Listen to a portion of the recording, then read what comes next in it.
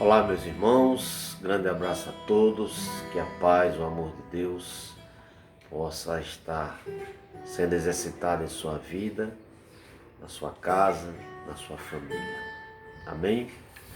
Glórias a Deus, porque temos um Deus de amor, um Deus de misericórdia, um Deus que está pronto para ouvir as nossas orações, as nossas súplicas, um Deus que está pronto para nos dar a paz em meio a tanta tribulação que vivemos nesse mundo.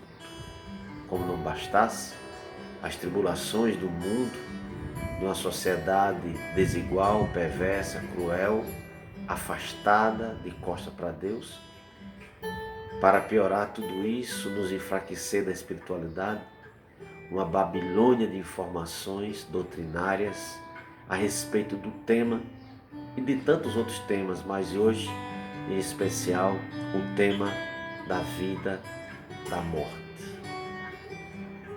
De fato, o que podemos ter de certeza sobre a morte?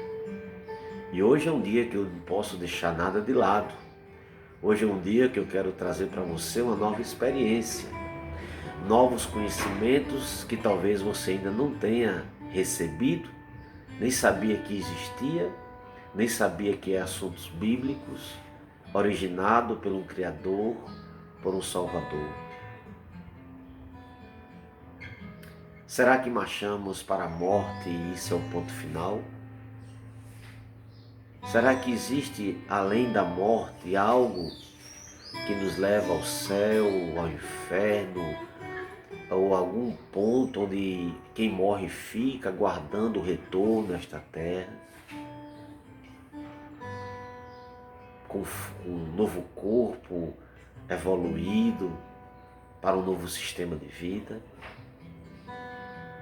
Ou será que devido aos nossos pecados seremos levados ao inferno queimado, ou vamos para o inferno apenas ser purificado pelo fogo para depois partir para o céu, se foi uma pessoa boa, ou para a morte eterna, se foi mal pessoa, uma pessoa má, uma pessoa desobediente, uma pessoa pecadora, uma pessoa cruel, perversa. De fato, o que podemos ter no dia de hoje, a certeza de que há uma esperança, o que a Bíblia nos fala. Guarda contigo, separa aí na caixinha do teu cérebro um lugar para tuas convicções, as suas crenças que você já conhece. Vamos agora abrir espaço, abrir um corredor para o que eu tenho lhe apresentar nesse momento. Eu não vou ler as passagens bíblicas, mas irei citar as passagens bíblicas. Vou ler algumas, é claro, mas não todas, para não ficar muito extensivo, pois eu quero trazer uma nova compreensão da vida após a morte. Mostrar para você que a morte não é o último estágio para o ser humano, mas que há esperança por meio da fé em Cristo Jesus. Eu convido você para, junto comigo, entrar nesse texto, nesse título, A Verdade sobre a Morte. O que acontece a uma pessoa depois da morte? As tentativas feitas para se responder a essa pergunta são muitas. E a maioria delas só consegue aprofundar a angústia e a tristeza que envolve o assunto, ao aumentar as dúvidas. Para uns, ao morrer, o indivíduo vai direto para o céu ou para o inferno. Para outros, ele será um espírito que encarna sucessivamente em outros seres. Em meio a ideias conflitantes, necessitamos obter uma resposta produtora de segurança, que só pode ser encontrada na palavra de Deus. Mas por que na palavra de Deus? Os outros não podem ter valores? Esse livro, ele foi escrito por homens inspirados pelo Espírito Santo de Deus. Ele é um livro que transforma as pessoas, que restaura.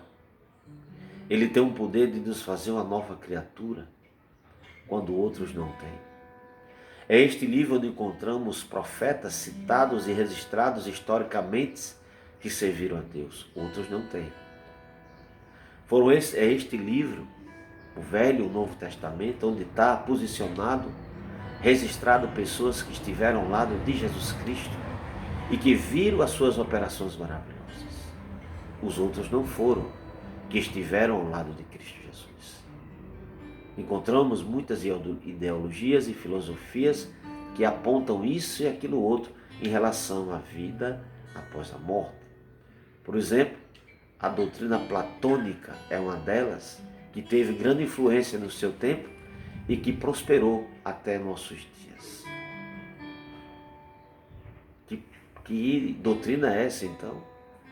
Nós teremos uma compreensão e mais à frente eu irei tocar neste assunto. Então vamos para a criação do homem. Quais os elementos Deus usou para formar o ser humano? Em Gênesis capítulo 2, verso 7, diz assim, que Deus formou o homem do pó da terra e soprou em seu nariz o fôlego de vida. Então o homem passou a ser alma vivente. Então Deus aqui usa dois elementos, fôlego de vida, que foi o sopro, e o pó da terra. E o homem passou a ser alma vivente, passou a existir por causa do poder do fôlego de vida que Deus soprou em suas narinas. Então, fôlego de vida mais o pó da terra é igual a alma vivente. Nós somos uma alma vivente, segundo as Escrituras. Nós não teríamos esse terceiro elemento, que seria um espírito que desencarna, uma entidade com consciência que sai de dentro de nós. Então veja, dois elementos, pó da terra, fôlego de vida. O que podemos aqui melhorar essa compreensão? Eu tenho um adicional aqui que nos leva a ter uma compreensão melhor.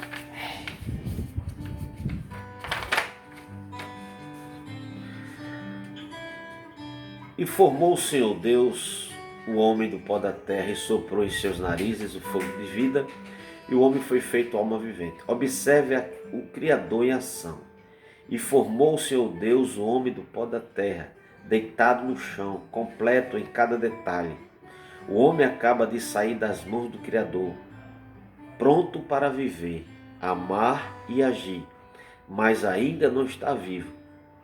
E soprou em seus narizes o fôlego de vida, e o homem foi feito alma vivente. Não lhe foi dado uma alma, mas mostrou-se uma alma vivente, um ser, uma pessoa vivente. O fôlego de Deus que foi colocado nas narinas do homem, o fôlego, o espírito, separa-se do corpo da morte e volta para Deus. O corpo retorna ao pó. Agora esse espírito, o fôlego, não consegue pensar, não consegue adorar nem cantar. Esse espírito volta para Deus, quer a pessoa seja santa ou pecadora. O homem simplesmente deixa de ser uma alma vivente, um ser vivente. Até o doador da vida reuniu os dois, corpo e espírito, na ressurreição. Aqui ele está falando da ressurreição de Cristo Jesus. As ilustrações têm seus pontos fracos, mas a despeito disso iremos usá-las. Imagine algumas tábuas e pregos que usamos para montar uma pequena caixa. Isso aqui é uma ilustração de como podemos enxergar o fôlego, o pó da terra e a alma vivente, que é o ser vivente. Nós vamos fazer uma ilustração usando aqui pregos e tábuas. Então veja só o que diz aqui. Vou voltar um pouquinho. Imagine algumas tábuas e pregos que usamos para montar uma pequena caixa. Assim já não temos mais só tábuas e pregos, temos agora uma caixa. Então eu peguei as tábuas, peguei os pregos e ali fez a união desses dois elementos e formei uma utilidade, uma caixa. Assim já não temos mais, montar uma pequena caixa. Assim já não temos mais só tábuas e pregos, temos uma caixa. De onde veio essa caixa? Não veio de lugar nenhum, foi criado na união do prego com as tábuas. É apenas o resultado da união desses dois elementos. Vamos supor que não queremos mais a caixa. Assim arrancamos os pregos e os colocamos de um lado e as tábuas do outro. Para onde foi a caixa? Para lugar nenhum. Ela simplesmente deixou de existir como caixa. Mas os elementos estão separados, pregos e tábuas. Um sem a união do outro não pode gerar a caixa. Os pregos ainda existem, as tábuas existem, mas não pode haver caixa enquanto os dois não se unirem de novo. Então, irmãos, esse é um fator importante para entendermos. Apenas uma ilustração do corpo, do pó e do fôlego de vida, que o homem se torna alma vivente. O sopro de vida de Deus, fora do corpo, não existe ser vivente. Não existe a alma que Deus fez o homem alma vivente. O ser deixa de existir, fica só a matéria que vira pó. Então veja que não existe essa entidade com consciência. Não existe. Isso não é bíblico. Isso sim foi uma filosofia platônica. Aí eu pergunto a você, Platão, ele pode determinar, ele tem mais poder e influência do que o livro da vida? Você crê nisso? Só que essa doutrina platônica, ela ganhou força no mundo gregoriano e se alastrou, ganhou força e é ativa até os nossos dias. Nós cremos. O que nós não sabemos é o que está no pano de fundo de tudo isso. O Criador não colocou isso na criação do ser humano. A minha existência, a sua existência até hoje é debatida.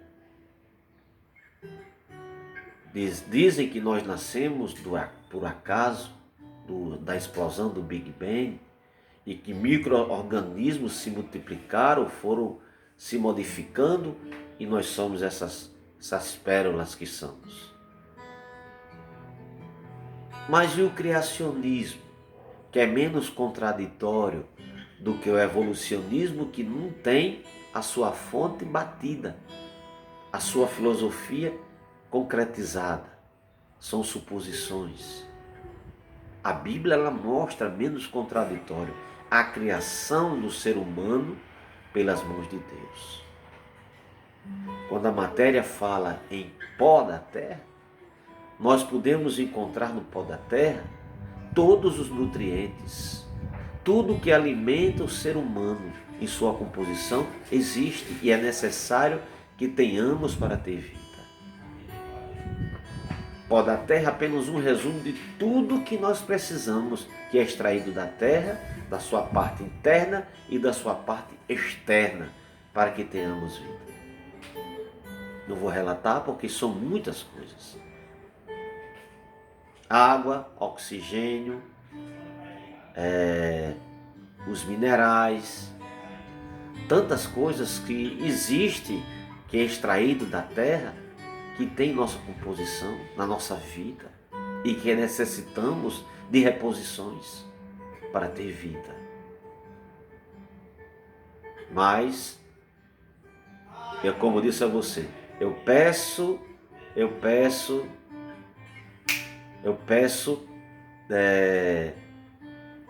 que você separe um pouco do que você acredita até hoje.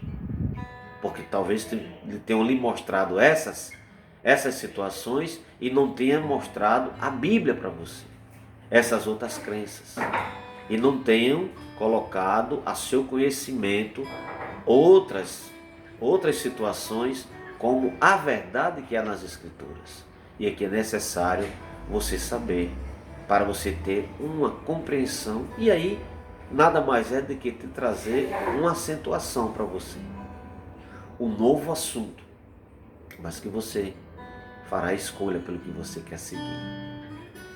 Mas a minha missão é mostrar para você sentir esperança, ter esperança de que algo maior e melhor está para acontecer com aqueles que foram para o pó da terra, para os que já morreram. Há sim uma esperança. Como a Bíblia se refere à alma? Ezequiel 18, verso 4. Alma. Todas as almas são minhas. Portanto, alma significa pessoa. Aqui não está falando de uma entidade com consciência. Todas as almas são minhas, diz o Senhor. Ele está falando de pessoas. A alma morre.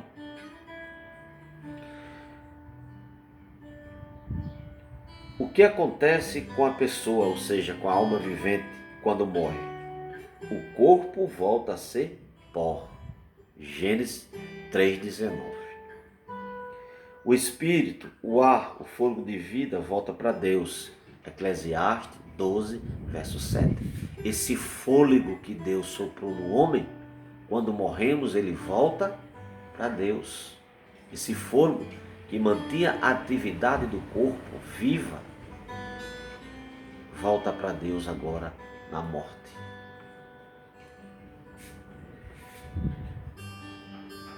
E a sua memória fica entregue ao esquecimento. Gênesis 9, verso 5. Para onde vai a pessoa ou a alma vivente após a morte? Eu quero ler para você o que está em Gênesis 5. Olha só o que diz Eclesiastes 9:5. Eclesiastes 9:5.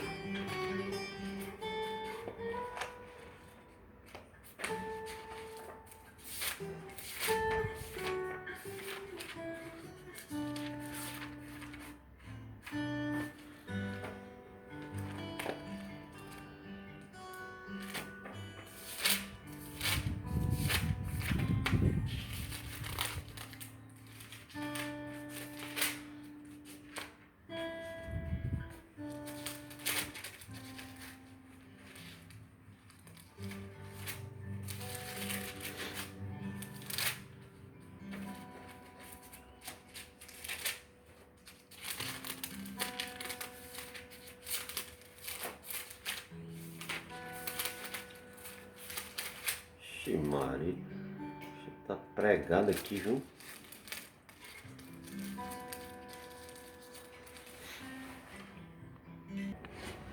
Olha só o que diz Eclesiastes 9, versos 5, 6 e 10. Diz assim: porque os vivos sabem que hão de morrer, mas os mortos não sabem coisa nenhuma. Nem tampouco terão eles parte em coisa alguma do que se faça debaixo do sol. Verso 10. Tudo quando vier mão para fazer, fazei conforme as tuas forças. Porque no além, para onde tu vais, não há obra, nem projeto, nem conhecimento, nem sabedoria alguma. Em algumas versões, o além significa sepultura. Então a palavra de Deus está dizendo em Eclesiastes, capítulo 9, verso 5, que o morto sabe que, o vivo sabe que vai morrer, mas os mortos não têm consciência nenhuma. E no verso 6 diz que o seu amor, sua inveja, já não tem parte alguma para sempre. Ou seja, ele não tem consciência, ele não tem sentimento nem de amor, nem de ódio. não há lembrança, porque sua memória está entregue ao esquecimento, está no sono sem sonhos, que podemos dizer. Você compreende? É a palavra de Deus que está dizendo, não sou eu, não é a minha igreja que está querendo insinuar que seja dessa forma. É diferente. Eu estou falando com você com base nas Escrituras. Não é a igreja, não é a minha igreja que está dizendo que tem que ser assim. Porque alguém levantou isso no passado. Um filósofo introduziu no mundo religioso e prosperou. Não, é a palavra de Deus. O Deus que você não vê, mas que você não pode ter dúvida das Escrituras. Sabe por quê? Porque homens aqui foram sinceros. Entregaram sua vida neste caminhar de perseguição, de morte, de crucificação, cerrados ao meio, queimados, vivos. Muitos foram amarrados em cruzes e queimados vivos. Muitos tiveram suas mortes terríveis, horrorosas, em defesa da mentira. Você acha? Você acha que esse livro é mentira? Você tem que esquecer de filosofias e se pegar aquilo que é sagrado. A filosofia sincera, ela comprova as Escrituras.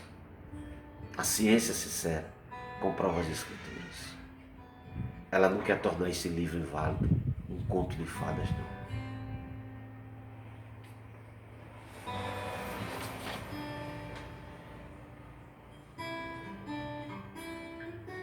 Tem os mortos conhecimento de alguma coisa, pelo que nós lemos? Claro que não. Não nos é possível ver ou falar com alguém que já morreu. Em tais manifestações, isso não é a pessoa morta que aparece, mas Satanás e seus anjos disfarçados. Segundo Coríntios, capítulo 11, verso 13. E ele não deseja que entendamos que a oportunidade de salvação só existe enquanto vivemos. Eu vou ler essa passagem que está em 2 Coríntios, capítulo 11, que ela é de fundamental importância para você saber os manifestos do inimigo, o que ele é capaz de fazer. Eu vou fazer uma pergunta a você antes de eu ler. Você acredita? O que você diria se você estivesse em sua casa e de repente descesse um anjo de luz, sem dizer uma só palavra a você? Apenas desceu e voltou, sumiu. Um anjo de luz. Qual seria a sua reação? Medite um pouco. Qual seria a sua reação? Eu já consultei outras pessoas, uns se maravilhavam, dizia que não era nem merecedor de tal ação sobrenatural. Outros diziam, não, eu ligava para o padre, outros diziam, eu ligava para o pastor. Então eu fiz ele entender o que a palavra de Deus diz. 2 Coríntios 11, verso 13 e 14, porque diz assim, porque os tais são falsos apóstolos, obreiros fraudulentos, transformando-se em apóstolos de Cristo. Verso 14. E não é de admirar, porque o próprio Satanás se transforma em anjo de luz. O que é que você tem visto, que você tem presenciado? Não são pessoas manifestando ações sobrenaturais? Como você tem certeza que essas manifestações vêm da parte de Deus se você não enxerga esse mundo oculto? Mas você cai na armadilha de Satanás quando usam homens e não tem usando animais. Eu tenho que dizer sinceramente a você, Satanás ele tem agido na mente de muitas pessoas como seus seguidores, como seus ministros, obreiros fraudulentos, que não vai de acordo com as Escrituras. Deus diz que ninguém fala com os mortos, pelo contrário. Ele diz esses que faz tais coisas, que consulta morto, ele diz que te afastará da frente dele, ficará fora da sua cidade. Eu vou ler essa passagem que também é importante. Ela cabe nesse momento aqui, está no livro de Deuteronômio, acho que é capítulo 18.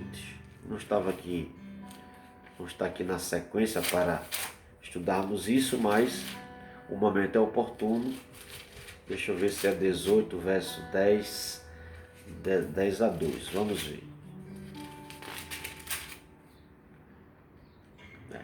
Irmãos, antes de eu ler, deixa eu deixar uma coisa clara para você. Eu respeito o que você crê. Eu tenho que respeitar, mas eu não concordo. Porque existe um manual que Jesus disse, é esse aqui. João 5,39. Jesus disse, examinai as escrituras que há de ter nela a salvação. E são elas que testificam de mim. O próprio Jesus diz a Mateus 22, 29. Errais por não consultar as escrituras e nem o conhecimento, nem o poder de Deus. É um erro você não conhecer as escrituras. Você se entregar para livros de autores desconhecidos. E você achar que é a verdade soberana sobre a vida, sobre a morte, sobre o amanhã, sobre o futuro. Agora veja o que a palavra de Deus está dizendo na minha Bíblia, na sua Bíblia, aonde você, da crença que você for, que tiver uma Bíblia, abra Deuteronômio 18, versos 10 a 12, que diz assim.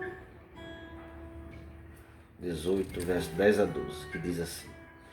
Não se achará entre ti quem faça passar pelo fogo o seu filho, a sua filha. Nem adivinhador, nem prognosticador, nem agoreiro, nem feiticeiro, nem encantador, nem necromantes, nem mágicos, nem que consulta os mortos. Pois todo aquele que faz tal coisa é abominação ao Senhor. E por estas abominações o Senhor teu Deus os lança de diante de ti. Verso 13.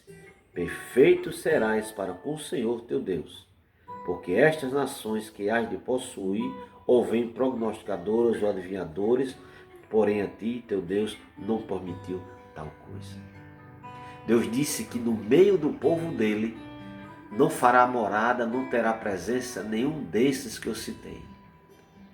Prognosticadores, encantadores, necromantes, mágicos e nem quem consulta mortos. Palavras do Senhor, assim diz o Senhor. Você analisa, você compreende, você aceita ou não. O que está dizendo é as Escrituras. Está sendo revelado aqui por Deus a homens. Então, irmão, essa é a minha missão até você. Dizer que existe algo que Deus não aceita.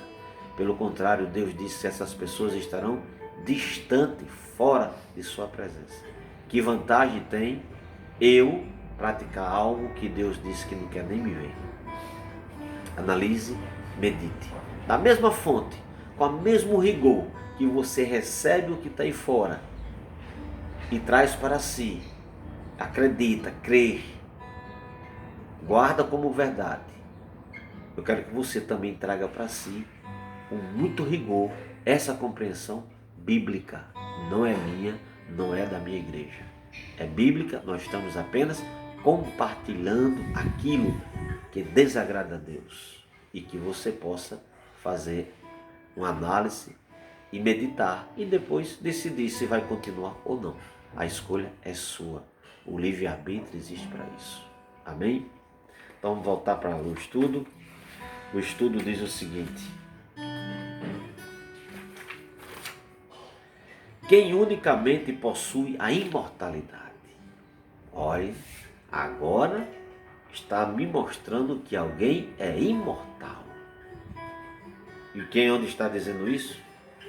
1 Timóteo capítulo 6, verso 16. O único que possui a imortalidade é Deus, onde nenhum homem pode ver a sua luz, decorrente do pecado. Nenhum ser humano pode estar diante de Deus sem ter um corpo renovado, glorioso, para estar diante de Deus. Nenhum. Se Deus se apresentar um homem de forma como ele é, nós seremos fulminados. Mesma coisa é Cristo Jesus. Por isso que Jesus veio como ser humano, nascido de uma mulher, de forma sobrenatural? Sim, mas ele veio sem essa glória. Porque se ele viesse com esse corpo glorioso, nós seríamos fulminados. Mas esse corpo glorioso será dado a nós na sua volta, na sua vinda. E está aqui em Filipenses. Deixa eu achar aqui Filipenses para a gente ter uma compreensão melhor sobre esse assunto do corpo glorioso. Que diz assim, Filipenses,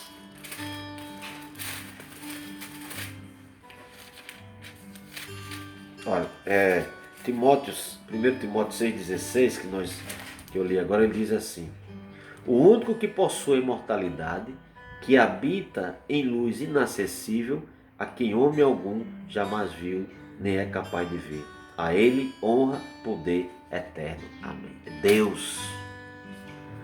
Só Deus, irmão. Vamos aqui achar Filipenses.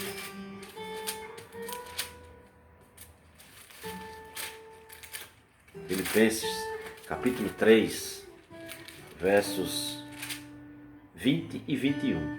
Quando receberei esse corpo glorioso, que me dá condições de estar diante dessa luz inacessível a nós enquanto pecadores. Pois a nossa pátria está nos céus, de onde também aguardamos o Salvador, o Senhor Jesus Cristo, o qual transformará o nosso corpo de humilhação para ser igual ao corpo da sua glória.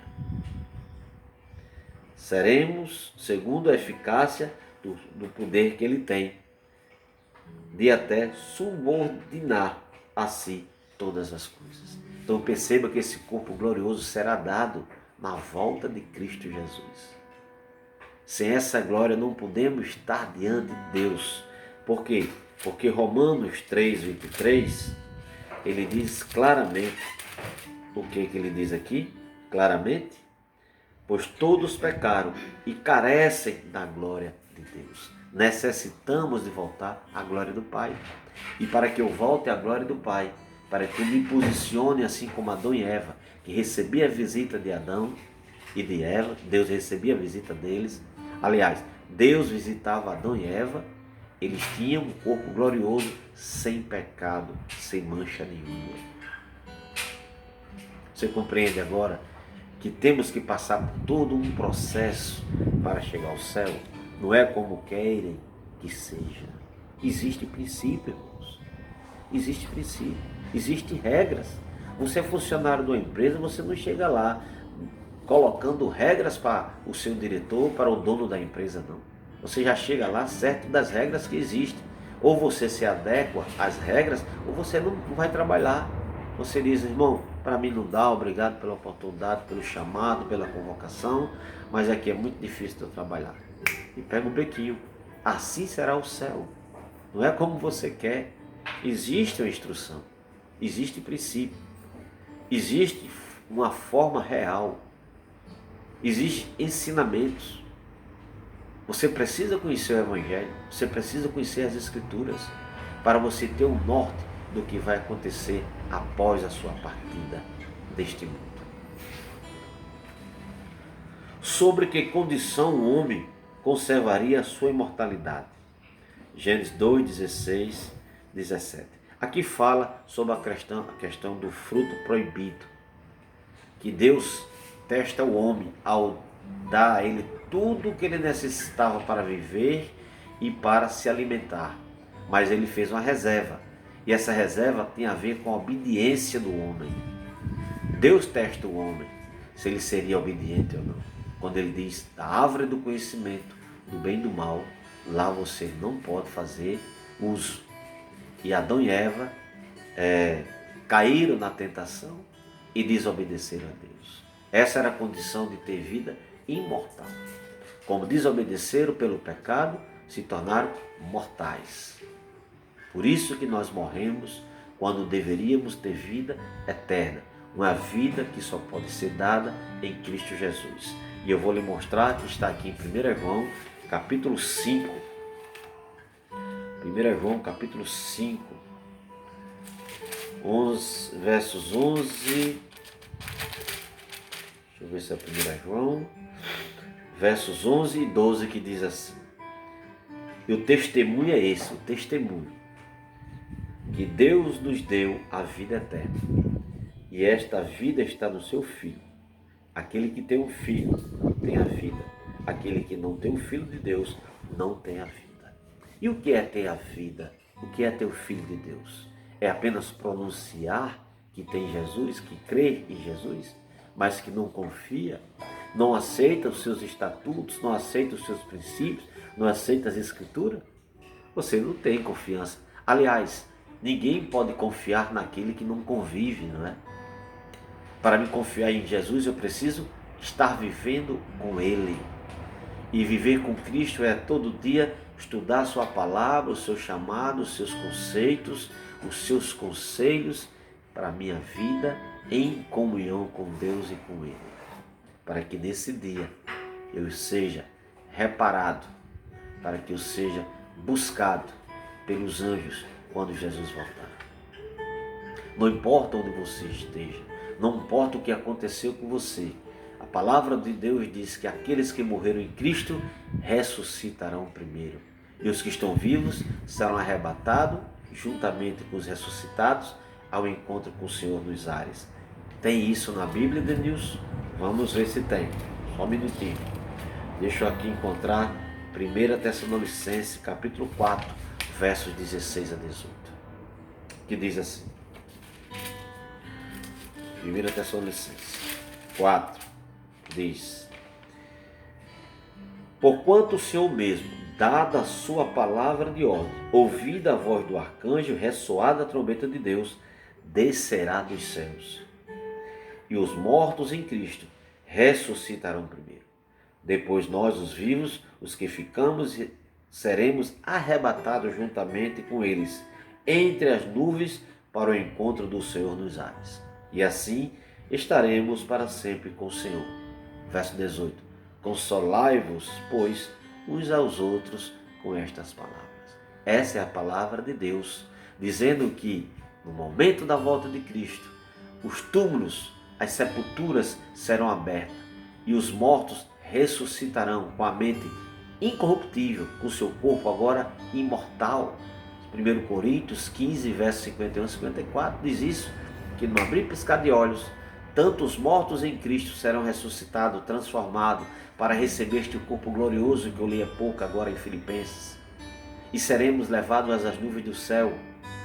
Lembra que Jesus diz em João 14, verso 1 a 3, não se turbe o vosso coração, credes em Deus, credes também em mim. Na casa de meu pai há muitas moradas, se assim não fora, não teria dito.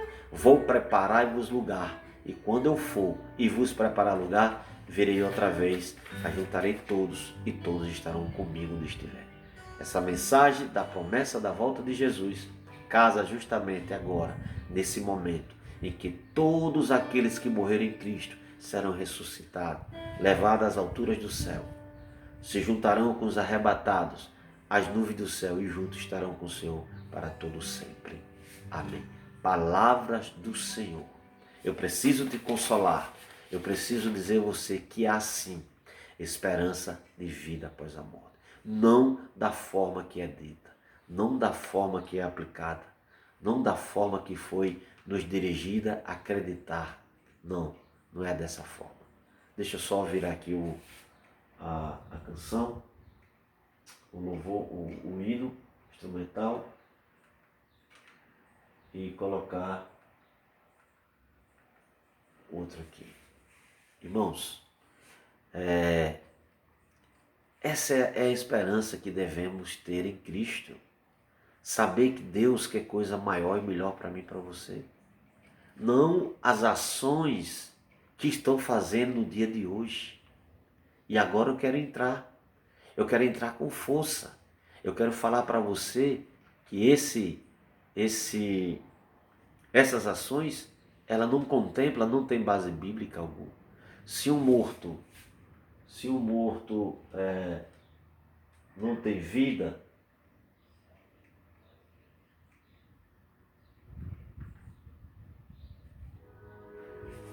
se um morto não tem consciência, como é que ele vai está ouvindo a sua oração. Se um morto não tem consciência e não vê depois a morte, porque está num sono sem sonhos, como é que ele pode ver aquelas pessoas que estão no seu túmulo deixando a flor? Nada contra você deixar a flor, nada contra você cuidar do sepulcro, porque a palavra de Deus diz que os mortos ressuscitarão dos túmulos. João 5, 28 e 29, olha que bacana, olha que bênção de Deus. João 5,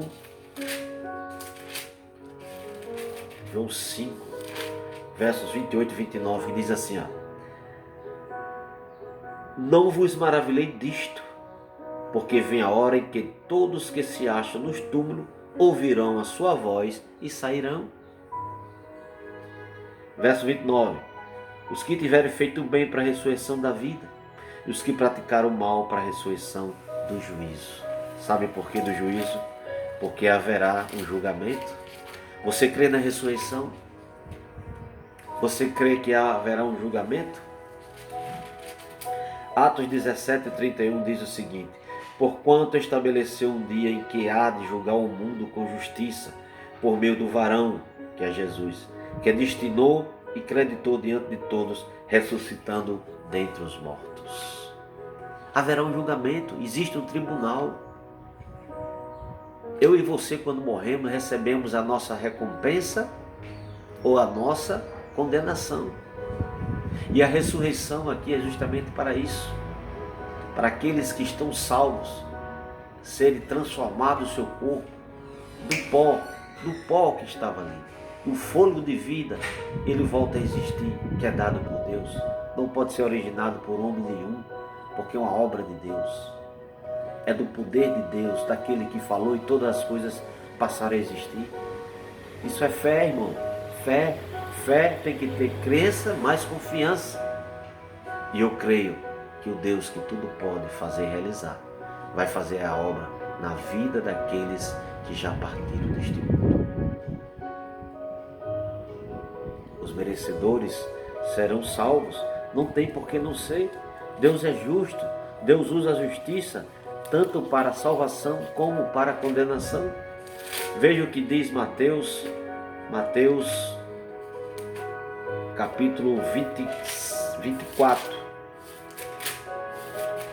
que no decorrer de tudo o que aconteceria, aqui fala o prenúncio da volta de Jesus, os sinais que haveriam estar acontecendo na terra. Ele diz o seguinte no verso 30, então aparecerá no céu o sinal do Filho do Homem. Todos os povos da terra se lamentarão. Quem vai lamentar? Os que não foram salvos, os que não creram, os que zombavam da palavra de Deus, daqueles que zombavam dos que pregam a palavra, assim como eu estou fazendo hoje, que você não dá crença. Mas a palavra de Deus diz, mais à frente, que estes estarão lamentando e verão o Filho do Homem vindo sobre as nuvens do céu com poder e muita glória. Muita glória. Digo mais, os anjos do céu, todos, ele diz o seguinte no verso 31 de Mateus 24, ele enviará os seus anjos com grande clamor de trombeta, os quais reunirão os seus escolhidos dos quatro ventos de uma a outra extremidade dos céus.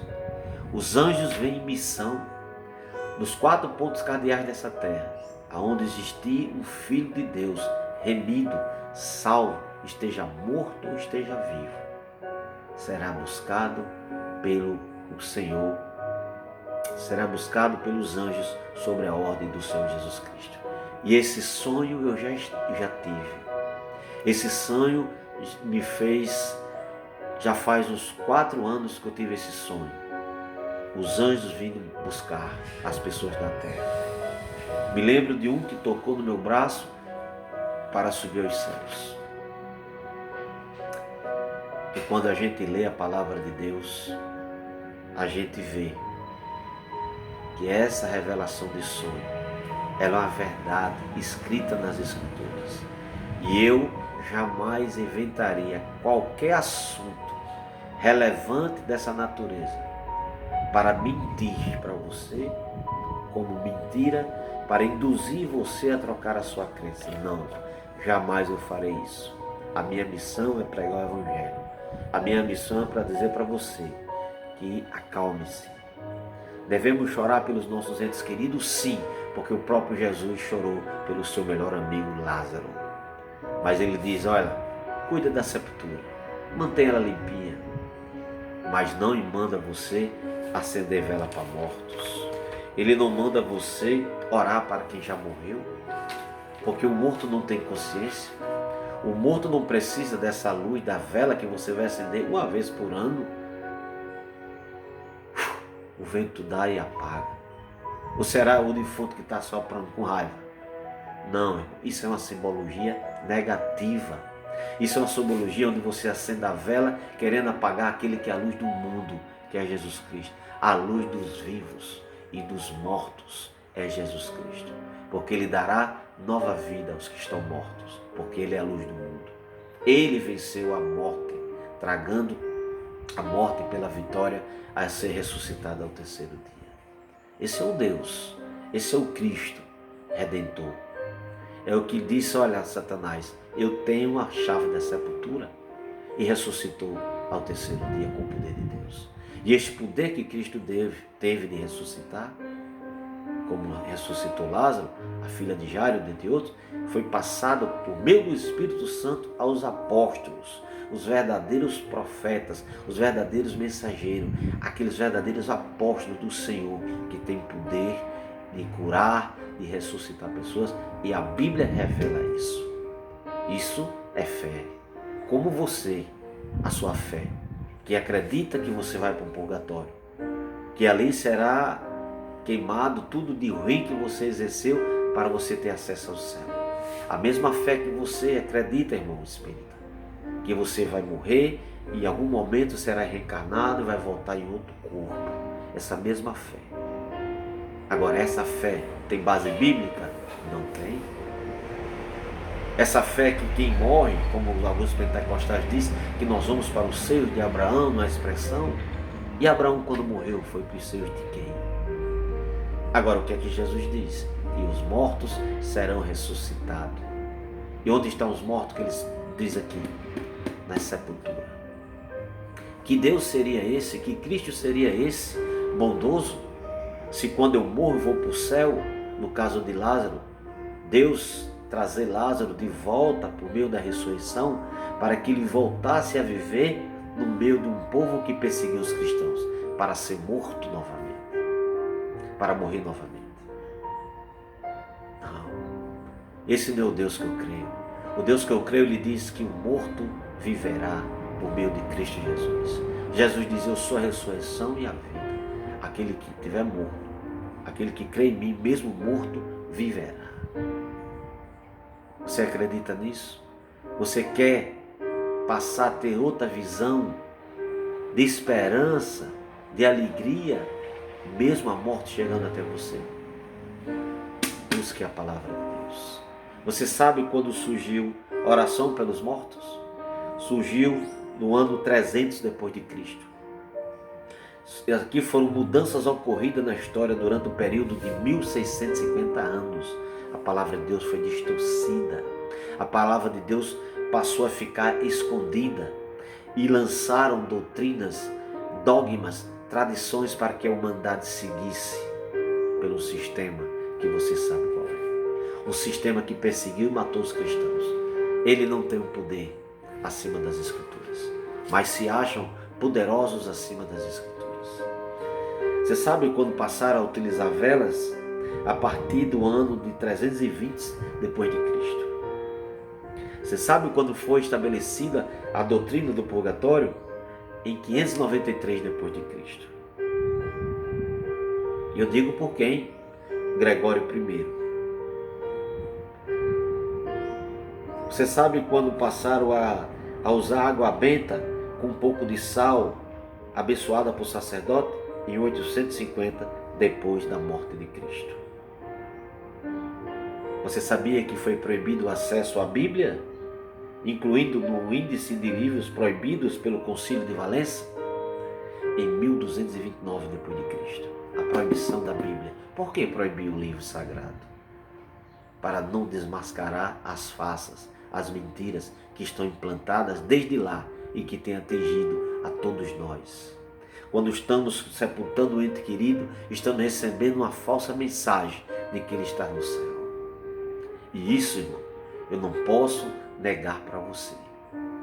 Isso não vem de Deus, veio do homem, com as suas implantações, com sua filosofia. Eu sei que neste momento eu posso estar afetando algum líder religioso. Problema seu. Sou sincero a dizer. Você conhece as Escrituras. Você está fazendo isso porque você é obediente a um sistema que tem que aplicar e viver, senão você está fora. Mas, irmãos, o fundo do teu coração dói muito no teu silêncio. Saber que está levando as pessoas a uma falsa crença, a uma falsa esperança, que não tem base bíblica. Você consegue dormir bem? Eu tive várias e várias oportunidades, irmãos. Eu tive várias oportunidades de se levantar contra estes que aplicaram falsa doutrina diante dos meus irmãos, diante do meu pai, diante da minha mãe, diante de um filho que eu já perdi.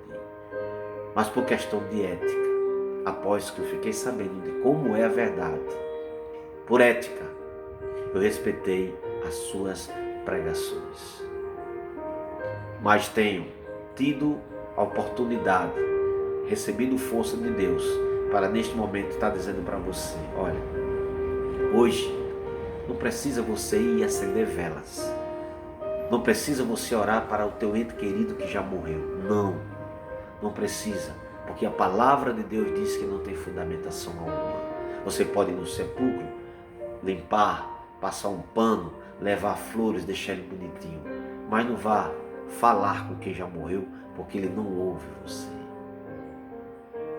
Vamos ver o que diz Salmo 6, verso 5. Salmos 6, verso 5. Eu acho que é Salmo 6, verso 5. Pois na morte não há recordação de ti. No sepulcro, quem te dará louvor? O que é que diz Jó 7, verso? Jó 7. Jó 7. Jó 7, de 9 a 10. Tal como a nuvem se desfaz e passa, aquele que desce à sepultura jamais tornará a subir, nunca mais tornará a sua casa, nem o lugar onde habita o conhecerá jamais. Não tem consciência.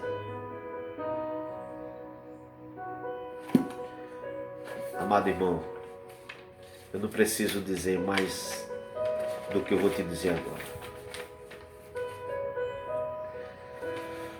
A morte não significa ir para o céu, purgatório, o fogo do inferno, o mundo dos espíritos. A morte significa apenas a cessão da vida até a ressurreição. E Paulo descreve isso em 1 Tessalonicenses, capítulo 4, verso 16 a 18, que eu li para você. João 5, 28 e 29, o Evangelho de João diz também. Um dia haverá esperança para aqueles que faleceram. Não haverá sensação de passar o tempo em sepulturas. O próximo passo será ver Jesus Cristo voltando. Essa é a ressurreição. Se você crê na ressurreição, você não pode crer na imortalidade da alma neste momento. Nós receberemos um corpo tão glorioso quanto o de Cristo na sua vinda, aonde este corpo, essa mente corrupta, será revestida, purificada da incorruptibilidade, e este corpo mortal será revestido de um corpo imortal. E a vitória da morte é certa, por meio daquele que é a verdade e a vida, é Jesus Cristo. Ele deixa bem claro para você. O ladrão da cruz, ele diz, te digo hoje que estarás comigo no paraíso. O ladrão não foi. Jesus Cristo mesmo, quando ressuscitou, que Maria chegou para tocar nele, e ele disse, não toques em mim. Maria Helena parece. Não toques em mim. eu ainda não subi para o Pai. No domingo, Jesus morreu na sexta. E a morte por crucificação, naquela época, que o ladrão era posto na cruz, demorava dias para acontecer. O ladrão não morreu no mesmo dia. Então como é que ele foi para o céu?